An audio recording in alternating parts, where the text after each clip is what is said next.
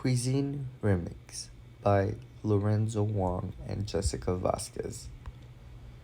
So now, for our famous dish, we decided to incorporate both of our country's infamous pierogies and goulash and combine them to make them one exquisite dish.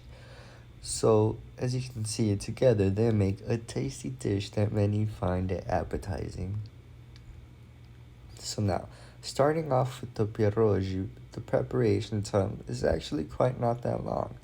So the prep time is more or less about an hour, with the cook time being a good 40 minutes. So the total time being an hour and 40 minutes. Less than 2 hours, nothing too crazy. So now for the ingredients, it's basically just dough to be honest. So all you're gonna need is a good 4.5 cups of all-purpose flour, 2 tablespoons of salt, 2 cups of sour cream, 2 eggs, 1 egg yolk, as well as 2 tablespoons of butter, melted obviously, and 2 tablespoons of vegetable oil. Once you have all those, now it's time to make them. The directions might seem kind of long, but they're really not. So to start off in preparing the dough, you're simply going to stir together flour and salt in a large bowl. Whisking together the sour cream, the eggs, the egg yolk, the butter, and oil in a separate bowl. You don't want to do this in the same bowl. So now, once you do that, you're going to stir the wet ingredients into the flour until well blended and the dough comes together. So now, just simply cover the bowl with a towel and let it sit there for a good 15 or 20 minutes. Now, once that's over with, you're gonna separate the pierogi dough into 2 balls. So you're gonna roll out one ball at a time on a lightly floured surface until it's thin enough to work with, but not too thin so that it tears. They're gonna be about a good between an eighth to a fourth of an inch thick. You don't want them too big, you don't want them too small. Now you're gonna cut into circles using a cookie butter, a pierogi cutter, or a glass, whatever you have to be honest. A good 3 to 4 inches in diameter. Now, assembling the pierogies is quite simple actually. All you're gonna do is just brush a little water around the edges of the circles and spoon some filling into the center.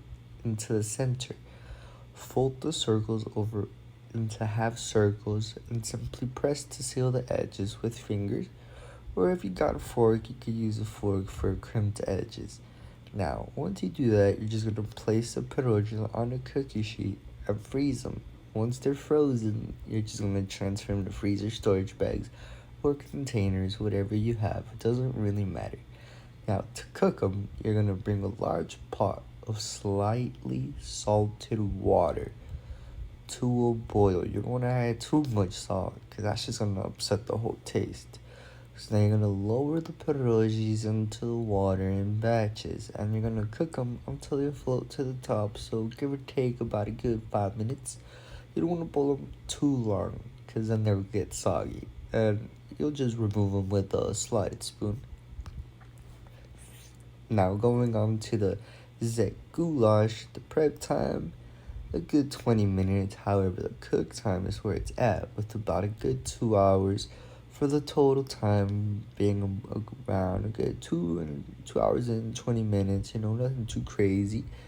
And the ingredients are actually quite simple. For you see, all one needs is just 2 tablespoons of olive oil, 2 large yellow onions chopped, a good 3 pounds of stewed beef in half an inch cubes. You don't want them too big, you don't want them too small. Half an inch is a good size. 4 to 6 tablespoons of Hungarian paprika, fresh is the best of course.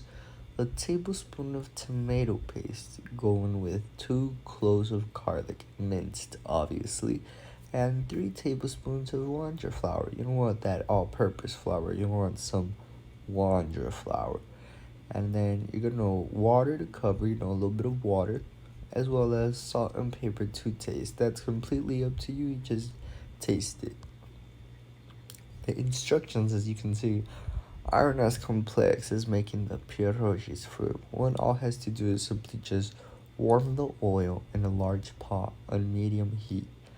Then you're just gonna add the onion and garlic, as well as adding the beef and allowing it to brown on the outside. You're gonna just top it off with paprika and stir till meat is covered. Now you're gonna add the water flour and the tomato paste just until the juice is soaked up. Then you're gonna add water to cover meat with some extra in order to make sure to mix the flour in well to remove all lumps. You don't want it to get too lumpy in there. Finally, you're just gonna add in a little bit of salt and pepper while bringing it to a boil. Then cover and simmer on low for about a good 2 hours. So, by doing this, the sauce will gradually thicken and meat will become tender and fall apart. So now, once the sauce is thick and the meat is tender, it's ready to stuff into the pierogies. And you have voila the pierogi goulash. So now, to make our famous dish that we came up with, all one simply has to do is actually quite simple. Once the pierogies are done, you just simply stuff them with the goulash and voila. Now one can enjoy some delicious goulash pierogies. Thank you.